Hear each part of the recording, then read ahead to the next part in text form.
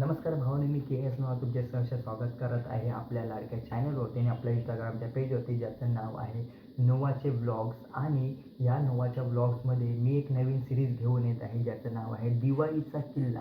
तर दिवाळीचा किल्ला म्हटलं की खूप मजा मस्ती आणि येणारी दिवाळी याच्यामध्ये तर सर्वजणच खूप मजा मस्ती करत असतात. लहान पोरांना सुट्ट्या भेटत असतात, ते लहान पोरं त्याच्यामध्ये किल्ले बनवतात. आपल्या महाराजांनी जे काही गडकिल्ले केलेले आहेत आणि आपल्या महाराजांनी जो काही इतिहास रचलेला आहे तो जगभर दाखवण्याचा प्रयत्न करतात.